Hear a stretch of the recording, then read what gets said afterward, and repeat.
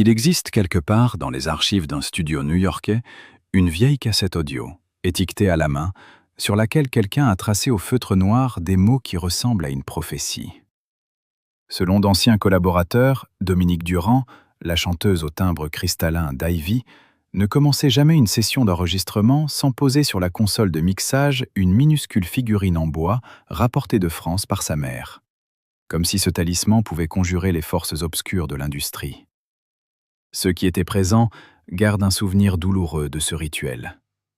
Car il y eut un matin où la figurine ne se trouvait plus à sa place habituelle.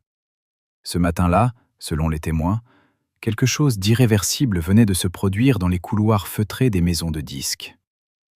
Mais personne ne voulait encore la mettre. Pourtant, si vous aviez allumé votre téléviseur n'importe quel soir des années 90, vous l'auriez entendu, cette voix. Douce, légèrement mélancolique, portée par des mélodies faites pour les fins de soirée et les rêves interrompus. La musique d'Ivy traversait les génériques des séries cultes américaines, glissait dans les bandes originales de films indépendants, s'insinuait dans les publicités diffusées à heure de grande écoute. Des millions de spectateurs la reconnaissaient, sans pouvoir lui donner un nom. Et c'est précisément là que résidait le scandale. Un scandale que certains, aujourd'hui encore, refusent d'évoquer. Ivy naît à New York au début des années 90, de la rencontre de trois musiciens aux sensibilités radicalement différentes. Il y a Dominique Durand, venu de France, dont la voix porte la mélancolie des vieilles chansons européennes. Il y a Andy Chase, guitariste et producteur à l'oreille absolue. Et il y a Adam Schlesinger, le génie discret, compositeur prolifique, qui jongle entre plusieurs projets avec une facilité déconcertante. Ensemble, ils forgent un son inclassable, pro-sophistiqué pour les radios commerciales, trop délicat pour une industrie qui ne rêve que de succès formatés. Et pourtant, leur musique s'impose, partout.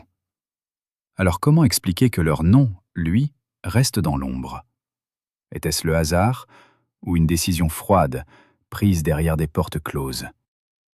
Un ancien responsable d'une agence de licensing musical, qui a requis l'anonymat, raconte une scène qu'il n'a jamais pu oublier. Un après-midi de l'année 1997, un homme que personne dans la salle ne connaissait est apparu dans les bureaux où Ivy finalisait la cession des droits d'une de leurs chansons à une grande série télévisée. Il portait un cartable en cuir sombre, parlait bas, avec l'assurance tranquille des gens qui n'ont jamais besoin d'élever la voix. La réunion a duré 20 minutes à peine. Quand cet homme est reparti, les termes du contrat avaient changé, et la clause garantissant l'accréditation du groupe avait mystérieusement disparu. Qui était cet homme? De quel bureau était-il venu? Et surtout, qui l'avait envoyé? Dans les semaines qui suivirent cette réunion étrange, un autre incident vint s'ajouter au puzzle. Un ingénieur du son, qui travaillait alors pour un grand studio de Manhattan, raconte avoir découvert, par hasard, un lot de bandes magnétiques empilées dans une salle de stockage que personne n'utilisait.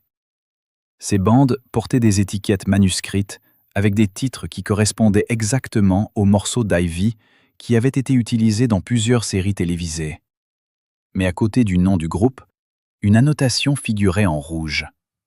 Et l'ingénieur se souvient encore de ces mots parce qu'ils n'avaient aucun sens pour lui à l'époque. On avait écrit « Crédit à dissimuler ». Combien de ces bandes existent encore dans les archives de l'industrie musicale? Qui avait donné l'ordre de les cacher? Et surtout, cet homme au cartable sombre avait-il déjà agendé cette dissimulation bien avant que le contrat ne soit modifié? La réponse se trouvait peut-être dans un document que nous avons retrouvé récemment. Il s'agit d'une correspondance interne, datée du printemps 1996, adressée au département juridique d'un important label américain. Le document, obtenu par l'intermédiaire d'un ancien avocat qui a préféré garder l'anonymat, contenait une directive on ne peut plus claire. Le groupe Ivy ne devait jamais être crédité pour ses prestations sur les bandes originales de production audiovisuelle, quelle que soit la valeur commerciale de ses utilisations. La raison avancée dans le document était d'une cynisme abyssal.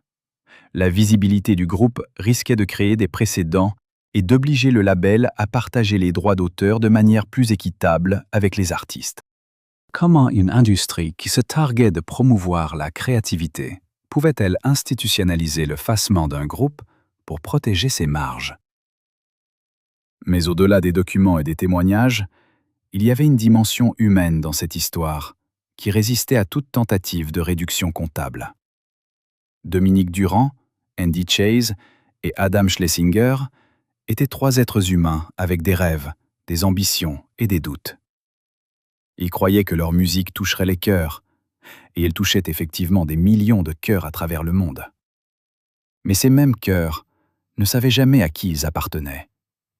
Les fans des séries télévisées fredonnaient leurs mélodies sans connaître leur nom. Les critiques musicaux les mentionnaient à peine. Et les récompenses de l'industrie passaient à côté d'eux comme s'ils n'existaient pas. Comment peut-on créer quelque chose d'aussi beau et rester invisible? N'était-ce pas là une forme de violence systémique que l'on commet tous les jours sans même s'en rendre compte? Il faut maintenant parler d'un homme dont le nom n'apparaît dans aucun générique, mais dont l'ombre planait sur chaque décision prise concernant la visibilité d'Ivy. Un homme dont le nom circule dans certains milieux de l'industrie musicale comme celui d'un exécutif ayant exercé une influence considérable sur les politiques de visibilité des artistes.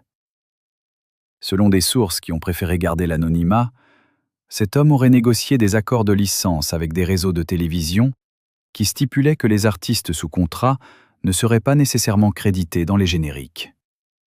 Il s'agissait d'une clause orale, jamais écrite, qui faisait partie d'un système plus vaste de rétrocommissions occultes.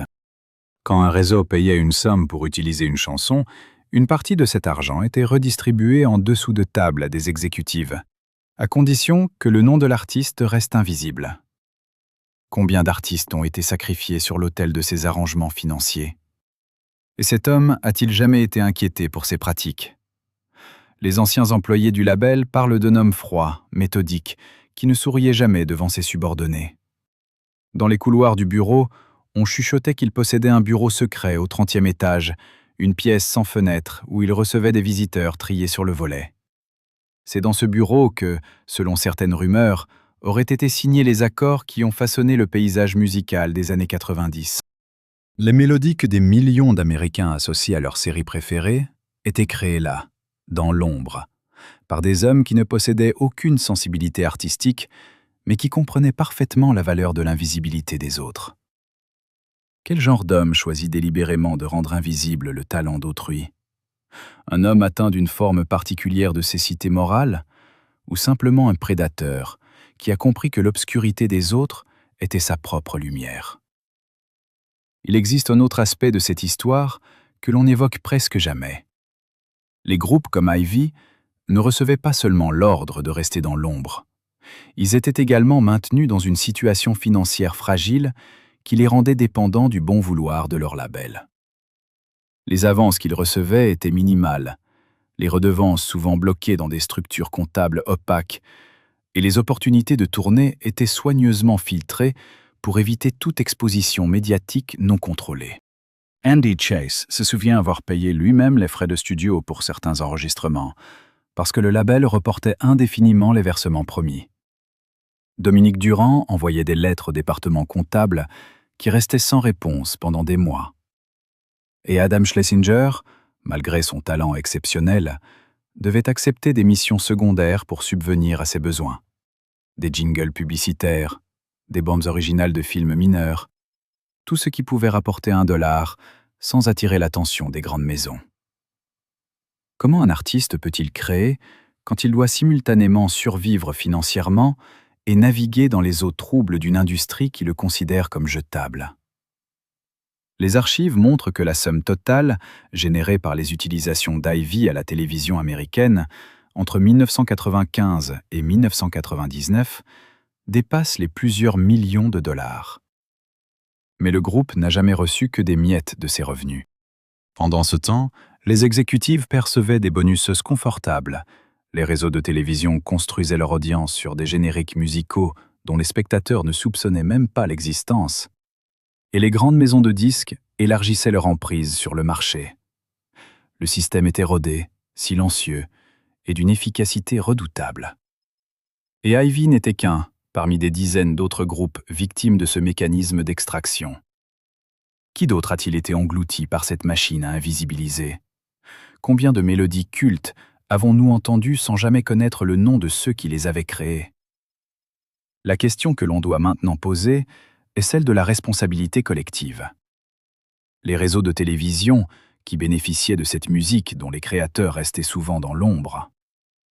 Les maisons de disques, qui orchestraient ce système pour maximiser leurs profits.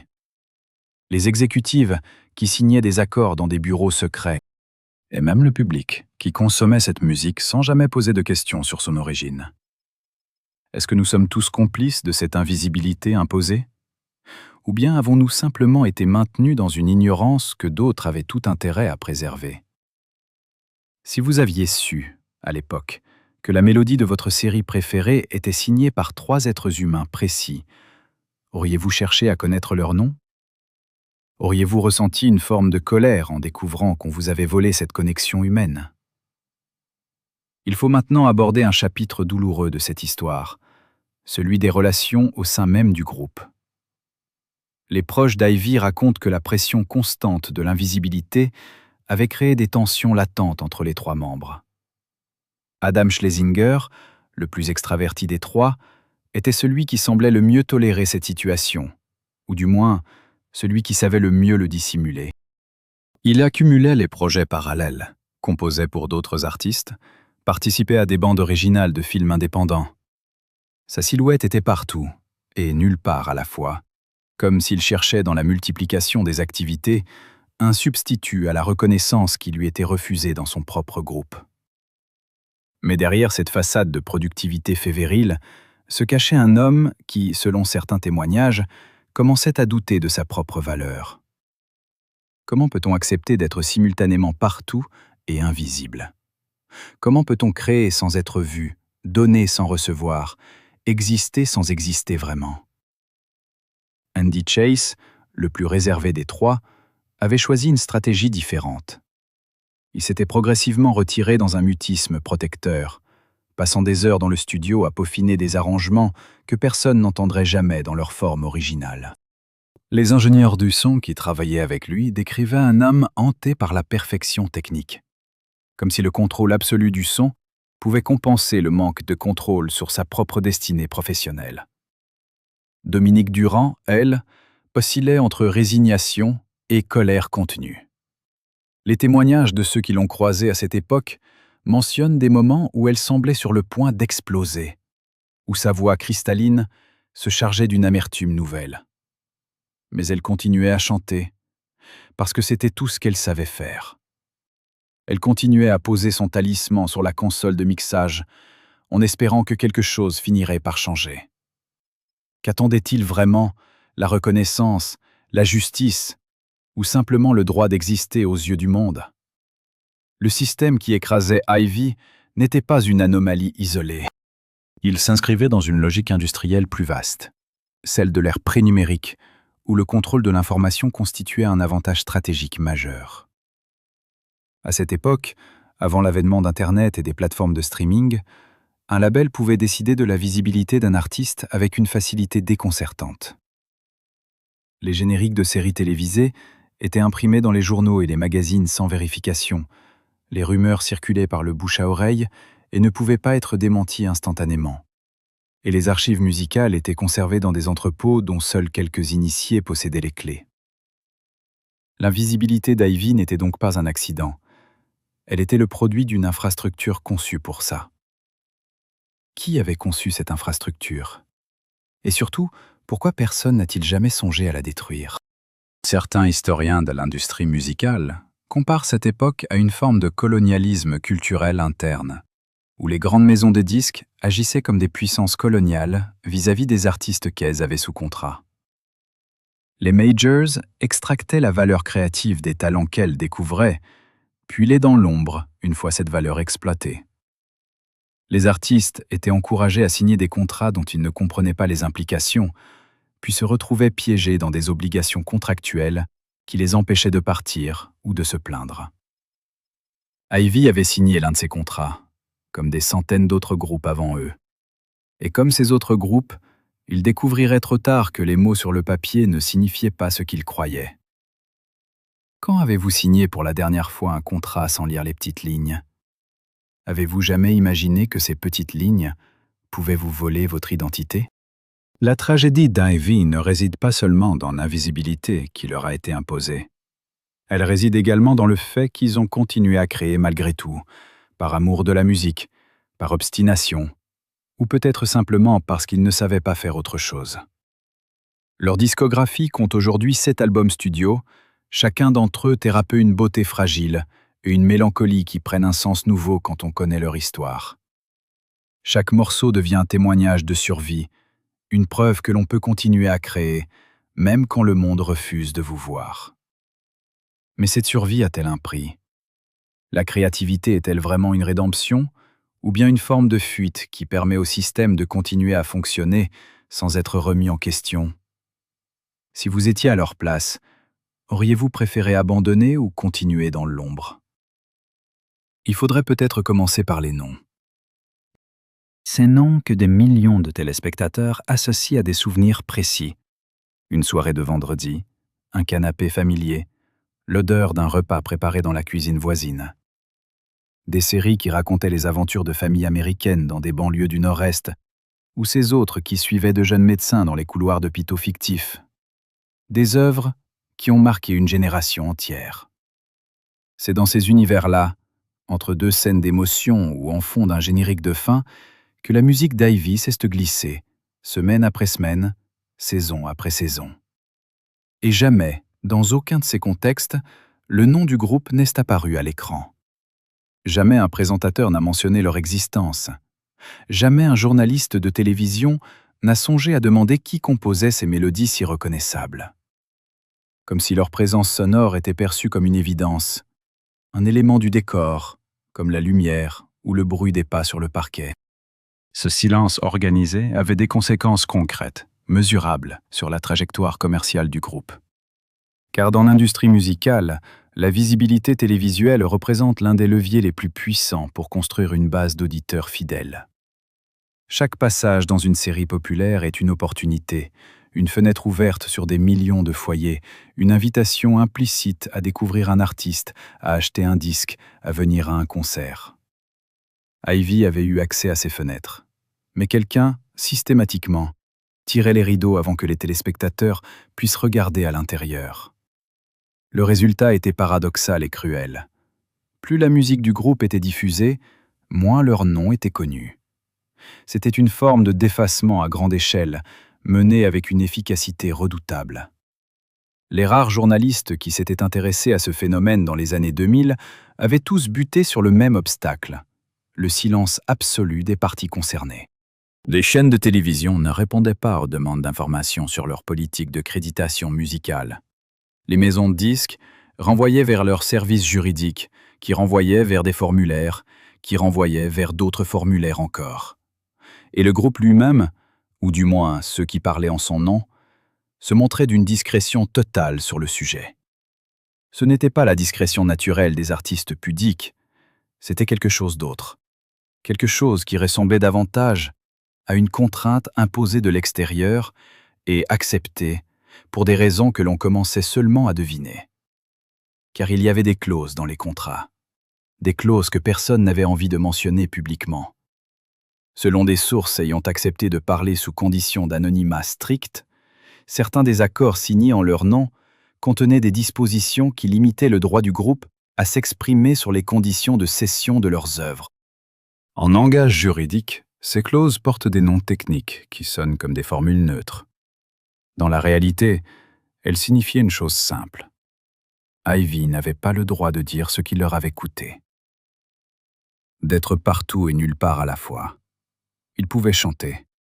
Ils ne pouvaient pas parler. Cette mécanique du silence éclaire d'un jour nouveau certains épisodes de leur carrière qui avaient pu sembler, sur le moment, anodins ou inexplicables. Pourquoi une certaine interview accordée à un magazine spécialisé avait-elle été publiée avec des passages gentils et supprimés? Pourquoi une session radio, prévue dans une grande ville américaine, avait-elle été annulée 48 heures avant la diffusion, sans explication officielle? Pourquoi le groupe n'avait-il jamais participé aux cérémonies de remise de prix musicaux, alors que plusieurs de leurs compositions figuraient dans des œuvres nominées? Les réponses à ces questions, séparément, pourraient sembler fortuites. Ensemble, elles dessinent un tableau cohérent, celui d'une présence contrôlée, maintenue dans des limites très précisément définies par des forces extérieures. Et pendant ce temps, la musique continuait de jouer. Dans les salons, dans les cuisines, dans les chambres d'adolescents qui ne sauraient jamais à qui appartenait cette voix qu'ils aimaient sans le savoir. Dans les restaurants branchés de Manhattan qui diffusaient leurs albums sans jamais afficher leur nom. Dans les boutiques dont les propriétaires avaient simplement demandé à un employé de mettre de la musique douce et qui avaient reçu, en retour, ce son précis qui rendait les clients plus calmes, plus enclins à rester, plus disposés à acheter. La musique d'Ivy travaillait. Elle travaillait dur, et pour beaucoup de monde. Mais pour Dominique, pour Andy, pour Adam, elle ne travaillait pas assez. Pas dans le sens où elle aurait dû travailler pour des artistes de cette envergure. Combien de temps encore pouvait-il tenir avant que quelque chose, quelque part, finisse par céder? L'argent avait laissé des traces avant de disparaître. Les relevés bancaires que nous avons consultés montrent des transferts étranges opérés dans les semaines qui ont précédé la fin officielle de la première collaboration entre Ivy et l'industrie télévisuelle américaine. Des virements vers des comptes dont les titulaires demeurent anonymes à ce jour, des prélèvements automatiques vers des structures offshore que même les inspecteurs fiscaux peinaient à retracer. Et surtout, un solde qui, au moment où le groupe aurait dû toucher ses premières redevances significatives, affichait un nombre qui ne correspondait à rien de ce que les projections financières avaient prédit. Andy Chase, qui gérait les finances du groupe avec une méticulosité presque obsessionnelle, avait remarqué l'anomalie dès le printemps de l'an 2000. Il en avait parlé à Dominique lors d'un déjeuner dans un café de Brooklyn, un jour de pluie où les rues semblaient disparaître derrière les vitres embuées. Elle n'avait pas voulu croire. Elle avait pensé à une erreur comptable, à un retard dans le traitement des droits, à n'importe quoi plutôt qu'à ce que les documents allaient révéler des années plus tard. Comment peut-on imaginer que l'argent qu'on a gagné avec sa voix, avec ses mélodies, avec des années de travail acharné, s'évapore comme s'il n'avait jamais existé? Les relevés ne mentent pas. Mais ils ne racontent pas tout non plus. Il a fallu attendre l'an 2005 pour qu'un comptable à la retraite, travaillant pour un petit cabinet de Manhattan, accepte de parler. Il avait traité les comptes de plusieurs maisons de disques dans les années 90, et parmi eux, ceux qui correspondent aux revenus générés par les utilisations télévisées d'Ivy. Selon ses calculs, la somme totale qui aurait dû revenir au groupe dépassait les 2 millions de dollars sur la seule période de 1995 à 1999. Mais quand il avait comparé ces chiffres aux versements effectivement reçus par le groupe, il avait découvert un écart qu'il qualifie lui-même d'obscène. Ivy n'avait perçu que moins de 8% de ce qui leur était dû. Le reste aurait suivi un parcours bancaire complexe, traversant plusieurs pays, disparaissant dans des fonds d'investissement au nom imprononçable. Puis il aurait réapparu finalement, c'est du moins ce que suggèrent les documents que nous avons pu consulter, sur les comptes personnels de plusieurs cadres dirigeants dont les noms apparaissent dans les organigrammes des grandes maisons de disques de l'époque. L'une d'eux, qui occupait un poste de direction dans une grande maison de disques pendant la majeure partie des années 90, vit aujourd'hui dans une propriété à Palm Beach, dont la valeur est estimée à plusieurs dizaines de millions de dollars. A-t-il conscience que chaque dalle de marbre sous ses pieds pourrait avoir été payée avec l'argent retiré à des artistes qui n'a jamais pris la peine de regarder en face? Mais la question de l'argent en cache une autre, plus profonde, plus dérangeante encore. Car au-delà des chiffres et des virements bancaires, il y avait la vie elle-même de ces trois personnes qui se consumaient dans l'ombre d'un système qui les exploitait sans même daigner les voir. Dominique Durand a traversé les années 2000 enchaînant les petits boulots pour compléter des revenus musicaux insuffisants. Elle a servi des cafés dans un restaurant français de l'Upper West Side, a donné des cours de conversation à des enfants dont les parents ne savaient pas qu'elle avait enregistré certaines des mélodies les plus émouvantes qu'ils avaient entendues dans leur série préférée. Andy Chase s'est retiré dans un studio qu'il avait construit de ses propres deniers dans le sous-sol d'un immeuble de Greenpoint, refusant obstinément de laisser quiconque y pénétrer. Les murs étaient couverts de câbles et de consoles, mais aussi de papier, des centaines de pages de calculs financiers, de graphiques retraçant l'évolution de leurs revenus, de lettres jamais envoyées aux maisons de disques pour réclamer des comptes qu'on refusait de leur rendre. Et Adam Schlesinger, lui, continuait à tourner, à enregistrer, à composer pour d'autres, comme si la multiplication des projets pouvait compenser le vide laissé par le succès qui lui était refusé. Mais la multiplication n'était pas une réponse. C'était une fuite, une façon de ne jamais avoir à s'arrêter et à contempler ce qui n'avait pas été accompli. Combien de fois ces trois-là se sont-ils demandé s'ils auraient dû abandonner? Combien de matins se sont-ils réveillés avec cette question qui leur dévorait l'esprit? Cette question à laquelle personne ne pouvait leur apporter de réponse. Il y a eu un soir, à la fin de l'année 2001, où les trois membres d'Ivy se sont retrouvés pour la dernière fois ensemble, dans un appartement de l'East Village. L'appartement appartenait à un ami commun qui avait organisé cette rencontre pour une raison que personne ne comprenait vraiment sur le moment. On avait bu du vin, on avait parlé de choses et d'autres, et puis soudain, au milieu de la soirée, Dominique avait sorti de son sac une feuille jaunie qu'elle avait trouvée dans un dossier oublié au fond d'un placard. C'était le document original de leur premier contrat avec la maison de disques, celui qu'ils avaient signé dans l'euphorie de leurs 20 ans, quand ils croyaient encore que le monde s'ouvrirait devant eux comme une promesse. Elle l'a posé sur la table basse, et les trois se sont penchés pour le relire ensemble. Les mots qui figuraient sur cette feuille semblaient appartenir à une langue étrangère. Comment avait-il pu signer ça? Comment avait-il pu accepter des clauses qui, noir sur blanc, leur interdisaient de poser la moindre question sur l'utilisation de leur musique? La réponse était simple et terrible à la fois. Ils avaient signé parce qu'on leur avait dit de signer, parce que l'industrie ne fonctionnait pas autrement, parce que résister signifiait disparaître avant même d'avoir commencé.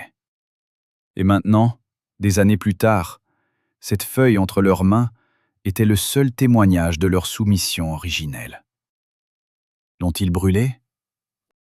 L'ont-ils gardé comme souvenir d'une piège dont ils n'étaient jamais vraiment sortis? Ce que l'on sait, c'est que ce soir-là, quand la nuit est tombée sur l'East Village, quelque chose s'est brisé entre eux. Quelque chose que même le temps ne pourrait pas réparer. Qui de vous aurait pu imaginer que la musique qui berçait vos soirées était le fruit d'artistes humiliés dans l'intimité de leur propre destinée? Les archives contiennent parfois des surprises que même les historiens les plus méticuleux n'auraient pas anticipées. Dans le cas d'Ivy, c'est une série de photographies Polaroid qui a refait surface il y a quelques années dans les affaires d'un collectionneur privé qui ne savait pas ce qu'il possédait. Sur ces images, prises entre 1996 et 1999, on aperçoit les coulisses de plusieurs enregistrements pour des séries télévisées américaines. On y voit Dominique Durand dans une cabine insonorisée, les yeux fermés, les mains crispées sur le micro, comme si elle essayait d'en extraire quelque chose de douloureux. On y voit Andy Chase, derrière une console de mixage, le visage à demi éclairé par la lueur des vumètres, l'expression d'un homme qui regarde quelque chose que personne d'autre ne peut voir. Et on y voit, dans un coin de plusieurs clichés, une silhouette masculine que les anciens du studio ont identifiée comme celle d'un cadre dirigeant qui passait régulièrement vérifier que tout se déroulait conformément aux accords.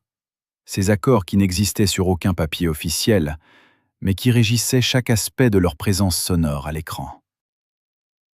Pourquoi gardait-on ces Polaroids? Qui les avait pris? Et dans quel but? Peut-être voulait-on garder une trace de ce qui se passait dans ces pièces où l'invisibilité était fabriquée méthodiquement, où des êtres humains transformaient leurs émotions en fréquences qu'on diffuserait ensuite à des millions de foyers sans jamais créditer leur existence. La réponse à ces questions se trouve peut-être dans les affaires de ce collectionneur, mais il refuse de les dévoiler. Que cache-t-il d'autre? L'argent qui avait disparu n'était qu'une partie du problème. L'autre partie, plus insidieuse encore, concernait les droits eux-mêmes. Ces droits que l'industrie musicale qualifie pudiquement de propriété intellectuelle, comme si cette expression pouvait dissimuler ce qu'elle représentait vraiment, le contrôle absolu sur la création d'autrui. Les documents que nous avons exhumés des archives révèlent une stratégie élaborée sur plusieurs années, visant à transférer progressivement la propriété des compositions d'Ivy vers des entités juridiques créées spécifiquement dans ce but. Ces entités, immatriculées dans des juridictions où la transparence est un concept théorique, possédaient techniquement les droits sur la musique du groupe bien avant que quiconque ne s'en aperçoive. Et quand le groupe a finalement tenté de récupérer ce qui lui appartenait, il s'est heurté à un mur juridique d'une épaisseur considérable. Les avocats leur expliquaient, avec des mines compatissantes, que les contrats signés à l'origine leur donnaient peu de marge de manœuvre. Les uns après les autres, les recours ont été bloqués, reportés ou tout simplement ignorés.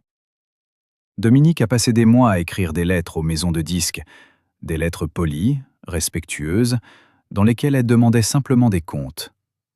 Ces lettres ont disparu sans laisser de traces, avalées par des services administratifs qui semblaient conçus pour ça. Andy a engagé un comptable judiciaire qui a passé des semaines à reconstituer les flux financiers.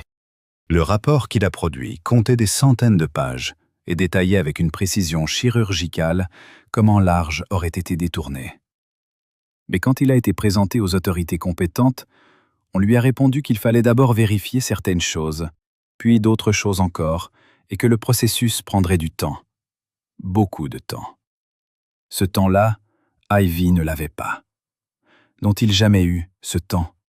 Ou bien était-il condamné, dès le départ, à fonctionner dans l'urgence d'une visibilité volée? La période qui a suivi l'an 2003 a été marquée par ce qu'on pourrait appeler un silence actif, une stratégie délibérée de la part de l'industrie visant à réduire encore davantage la présence publique du groupe. Les diffusions télévisées de leur musique se sont progressivement raréfiées, non pas parce que les séries qui les utilisaient avaient cessé d'être diffusées, mais parce que les accords de licence n'étaient tout simplement pas renouvelés. Les nouveaux projets audiovisuels qui auraient pu employer leur musique se tournaient vers d'autres artistes, d'autres groupes, dont les noms figuraient dans les génériques. D'autres mélodies que le public pouvait identifier et rechercher. Le mécanisme d'invisibilisation avait été si efficace qu'il s'était retourné contre ceux qui l'avaient mis en place, mais pas de la manière espérée. Au lieu de forcer l'industrie à reconnaître Ivy, la chute de leur présence médiatique a simplement prouvé que le système pouvait fonctionner sans eux. Ils étaient devenus, au fil des ans, une fonction remplaçable au sein d'une machine qui n'avait jamais eu besoin de les connaître. Cette prise de conscience a-t-elle été le coup de grâce? Ou bien le groupe avait-il cessé de se battre bien avant que les derniers contrats ne soient renouvelés? Adam Schlesinger a poursuivi sa carrière avec une énergie qui semblait défier toute logique. Il a composé pour des films indépendants, pour d'autres artistes, pour des projets qui lui permettaient de rester dans le monde de la musique sans avoir à affronter directement le mur qui s'était dressé devant Ivy. Certains disent qu'il avait accepté l'invisibilité comme une fatalité. D'autres prétendent qu'il nourrissait un plan secret, une stratégie de reconquête qu'il n'a jamais eu le temps de mettre en œuvre. Ce que l'on sait, c'est qu'il était épuisé. Les témoignages de ceux qui l'ont croisé dans les dernières années de sa vie décrivent un homme hanté par quelque chose d'indéfinissable, un poids qu'il portait sans jamais consentir à le nommer. Peut-être était-ce la conscience d'avoir créé quelque chose d'immortel, ces mélodies qui traverseraient les générations, tout en restant lui-même effacé de la mémoire collective. Il savait que sa musique survivrait. Il savait qu'elle serait entendue, fredonnée, appropriée par des millions de personnes qui ne connaîtraient jamais son nom. Était-ce une consolation ou une condamnation? Cette question, il l'a emportée avec lui. Andy Chase a choisi une autre voie. Après des années passées à se battre pour des chiffres qui ne correspondaient jamais, après des mois de lettres restées sans réponse et de combats juridiques perdus d'avance, il s'est retiré du monde de la musique commerciale. Il a fermé son studio de Greenpoint, a vendu le matériel qui lui restait et a disparu de la circulation pendant plusieurs années. Quand il est réapparu, c'était dans un petit village du Vermont, où il s'était installé comme réparateur de vélos. Les voisins ne savaient rien de son passé. Ils voyaient un homme discret, poli, qui passait ses journées dans son atelier à restaurer des vélos anciens. Un jour, un journaliste musical a fini par le retrouver et lui a rendu visite. L'échange a été bref. Andy a accepté de parler pendant 1 heure, peut-être 2, dans la cuisine de sa petite maison. Il a parlé de l'argent, des contrats, de cette feuille jaunie qu'ils avaient relue ensemble cette nuit-là dans l'East Village. Et quand le journaliste lui a demandé s'il regrettait quelque chose, Andy a mis un long moment avant de répondre. « Non », a-t-il dit finalement. « Je ne regrette pas d'avoir fait cette musique. Ce que je regrette, c'est de ne pas avoir pu la défendre. » Cette nuance vous semble-t-elle significative? Dominique Durand a été la dernière à maintenir le lien avec ce qui vie avait été. Elle a continué à enregistrer, à composer, à chanter dans l'intimité de son appartement de Brooklyn, où elle s'était installée après la dislocation du groupe.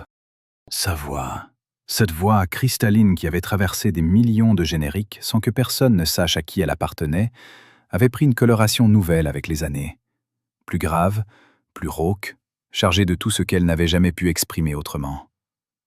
Elle avait sorti 2 albums solo sous son vrai prénom, des albums d'une beauté déchirante que presque personne n'avait entendu. Et puis, un jour de l'automne 2016, elle a publié une lettre ouverte sur Internet. C'était la première fois depuis des décennies qu'elle s'exprimait publiquement sur le système qui avait effacé leur nom. Elle décrivait les mécanismes d'invisibilisation avec une précision chirurgicale, nommait les pratiques qui les avaient spoliés, réclamait justice avec des mots qui ne laissaient aucune place à l'ambiguïté. La lettre a fait le tour des réseaux sociaux en quelques heures. Des milliers de personnes l'ont partagée, commenté, ont raconté qu'elle avait entendu cette musique sans savoir, qu'elle l'aimait sans connaître son nom. C'était la première fois, peut-être, que le public prenait conscience de ce qui s'était passé. Mais était-il déjà trop tard? La réponse à cette question se trouve peut-être dans les archives d'un cabinet d'avocats de Manhattan. Nous y avons découvert un dossier concernant une action en justice déposée au nom d'Ivy contre plusieurs maisons de disques et chaînes de télévision. Le dossier, qui remonte à l'année 2017, a été classé sans suite pour des raisons de procédure que les documents ne précisent pas. Mais à l'intérieur de ce dossier, il y avait une liste de noms, de dates, de montants, qui correspond exactement aux informations que nous avons pu vérifier par ailleurs. L'une de ces noms, celui d'un cadre dirigeant qui apparaît à plusieurs reprises dans les années 1996 et 1997, est particulièrement intéressant. Cet homme, qui avait quitté l'industrie musicale au tournant des années 2000, vit aujourd'hui dans une résidence pour personnes âgées dans le Connecticut. Quand nous l'avons contacté par téléphone, il a d'abord tout nié, puis a raccroché. A-t-il jamais imaginé que les mélodies qu'il avait contribué à faire disparaître dans l'ombre finiraient par revenir hanter sa propre existence? Cette liste que vous consultez en ce moment même, vous reconnaissez peut-être certains de ces noms. Que ressentiriez-vous si vous découvriez que quelqu'un a bâti sa fortune sur le vol de votre identité? Le système qui avait écrasé Ivy n'était pas une exception. C'était la norme, appliquée à des dizaines d'autres groupes entre la fin des années 80 et le début des années 2000. Mais Ivy représentait un cas particulier. Un groupe dont la musique était si omniprésente, si profondément intégrée dans la culture télévisuelle de l'époque, que leur invisibilité devenait presque obscène. On les entendait partout. On ne savait pas qu'on les entendait. Et surtout, on ne savait pas qu'on aurait pu les connaître. Cette ignorance collective était le produit direct des pratiques que nous avons décrites. Des pratiques qui, pour la plupart, demeurent impunies à ce jour. Les cadres dirigeants qui les ont orchestrées ont pris leur retraite avec des fortunes intactes. Les maisons de disques qui ont signé les contrats ont été absorbées par des conglomérats plus grands, puis par d'autres encore, jusqu'à ce qu'il soit impossible de déterminer qui portait la responsabilité originelle. Les chaînes de télévision ont continué à diffuser des séries dont les génériques ne mentionnaient toujours pas les noms des véritables créateurs de la musique. Et Ivy? Ivy a cessé d'exister en tant que groupe au début des années 2000, miné par des années de lutte inégale, épuisé par des combats qui n'ont jamais abouti, oublié par un public qui ne savait même pas qu'il aurait dû se souvenir. Il faut maintenant parler de ce qui s'est passé après, car les histoires ne finissent jamais vraiment. Elles se transforment, elles changent de forme, elles ressurgissent là où on ne les attend pas. L'article publié par Dominique dans l'automne 2016 a provoqué un débat public qui dépassait largement le cas d'Ivy. D'autres artistes ont commencé à raconter leurs propres histoires, à révéler les mécanismes par lesquels leurs noms avaient été effacés, leurs revenus détournés, leur carrière sabordée. Une génération entière de musiciens a pris conscience qu'elle avait vécu dans un système qu'elle n'avait jamais remis en question. Les plateformes d'écoute en ligne ont commencé à corriger certaines erreurs, à ajouter des crédits là où il manquait, à verser des redevances rétroactives à des ayants droit qui n'avaient jamais été rémunérés. Mais pour Ivy, ces corrections sont venues trop tard. Ou peut-être ne sont-elles pas venues du tout. Essayez de taper le nom du groupe sur une plateforme de musique en ligne. Regardez combien de leurs chansons apparaissent dans les résultats. Et surtout, regardez combien de fois leur nom est mentionné dans les crédits des séries où leur musique a été utilisée. Ce que vous découvrirez vous confirmera ce que nous avons passé ces derniers chapitres à démontrer. Vous sentez-vous trompé? Avez-vous le sentiment qu'on vous a volé quelque chose que vous n'aviez même pas conscience de posséder? La justice, quand elle finit par arriver, arrive souvent mal habillée. Dans le cas d'Ivy, un fonds de compensation pour les artistes spoliés par l'industrie musicale a été créé en 2019, à la suite d'une série d'enquêtes parlementaires sur les pratiques de licence des années 90.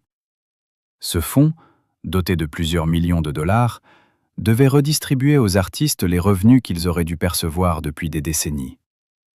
Ivy figurait sur la liste préliminaire des bénéficiaires. Mais les critères d'éligibilité étaient si complexes, les preuves exigées si difficiles à rassembler, que peu de groupes concernés ont effectivement été indemnisés. Andy Chase, qui avait pourtant passé des années à constituer un dossier, y a renoncé après plusieurs mois de procédure. Dominique Durand a suivi la même voie, lassé par des formulaires incompréhensibles et des réunions avec des thérapeutes qui ne comprenaient pas pourquoi elle pleurait en parlant d'une musique que personne ne connaissait. Le fonds a fermé en 2021, après avoir distribué des sommes dérisoires à quelques privilégiés. Le plus grand vol de l'histoire de la musique télévisuelle américaine n'a jamais été jugé. Cela vous semble-t-il juste? Adam Schlesinger nous a quittés au mois d'avril de l'année 2020, fauché par la pandémie qui a frappé le monde entier cette année-là. Sa mort a provoqué une vague d'hommages dans le monde de la musique. Des hommages qui mentionnaient son talent, sa productivité, sa contribution à d'innombrables bandes originales. Mais presque personne, dans ces hommages, ne mentionnait Ivy. Comme si sa vie avec le groupe n'avait été qu'un chapitre secondaire, presque anecdotique, dans une carrière qui valait pourtant tellement plus. Les mélodies qu'il avait composées pour des séries télévisées ont continué à être diffusées pendant des mois après sa disparition, dans des programmes qui honoraient la mémoire d'autres artistes, mais jamais la sienne en tant que membre d'Ivy. Sa tombe, dans un petit cimetière du Massachusetts où il avait grandi, porte une épitaphe que sa famille avait choisie. Elle dit ceci: « Il a créé de la beauté pour le monde. Le monde ne l'a jamais su. » Cette épitaphe vous fait-elle réfléchir à ceux dont vous entendez la voix sans connaître le nom? Alors voilà l'histoire d'Ivy. Une histoire qui n'est pas seulement la leur, mais celle de tous les artistes que l'industrie a transformés en ombre. Une histoire qui nous rappelle que la musique que nous aimons, celle qui nous berce, qui nous fait pleurer, qui nous accompagne dans les moments les plus intimes de notre existence, a été créée par des êtres humains précis, dans des conditions précises, avec des conséquences précises. Et que derrière chaque mélodie qui traverse une série, un film, une publicité, il y a quelqu'un qui mérite d'être connu, pas seulement écouté. Les années 90 ont été une époque de transformation pour l'industrie musicale. Les consommateurs achetaient des disques sans se poser de questions sur les conditions de travail des artistes. Les chaînes de télévision diffusaient de la musique sans se préoccuper de la visibilité de ceux qui la créaient. Et les grandes maisons de disques accumulaient des profits en s'assurant que cette invisibilité soit maintenue. Le système était parfait. Il fonctionnait tout seul, sans qu'on ait besoin de le réparer. Et Ivy en a été l'une des victimes les plus emblématiques. Non pas parce qu'ils étaient plus talentueux que d'autres, mais parce que leur talent était trop délicat, trop raffiné, pour être approprié par les mécanismes habituels de la célébrité. Alors on les a laissés dans l'ombre, on a pris leur musique, et on a laissé leur nom mourir à petit feu, dans les archives d'une industrie qui n'a jamais eu l'intention de les laisser respirer. Que pouvez-vous faire aujourd'hui pour que cette histoire ne se répète pas? Amis, cette histoire est terminée. Mais elle pose une question qui nous concerne tous. Ivy a été effacée. Leur musique a été volée. Leur nom a été caché. Mais ce ne sont pas les seuls. Combien d'autres artistes, dans cette industrie qui se nourrit de notre amour pour la musique, ont-ils connu le même sort? Combien de mélodies cultes avons-nous entendues sans jamais connaître le visage de ceux qui les ont créées? La prochaine fois que vous entendrez une chanson dans le générique d'une série, prenez un moment pour chercher le nom de l'artiste. Non pas pour corriger les torts du passé, ces torts-là ne peuvent plus être corrigés, mais pour honorer ceux qui, comme Ivy, ont créé quelque chose de beau sans jamais recevoir la reconnaissance qu'ils méritaient. Si cette vidéo vous a touché, si elle a réveillé en vous une forme de colère ou de mélancolie, laissez un commentaire. Dites-nous si vous connaissiez le nom d'Ivy avant de regarder cette vidéo. Dites-nous si vous avez appris quelque chose sur le fonctionnement de l'industrie qui produit la musique que vous aimez. Et surtout, dites-nous si vous pensez que les artistes comme Ivy méritent enfin d'être reconnus, même des années après. Votre voix compte. Elle compte plus que vous ne l'imaginez. Et ensemble, nous pouvons faire en sorte que plus jamais un groupe ne soit volé de la même manière. Merci d'avoir regardé. Et à bientôt pour une nouvelle histoire.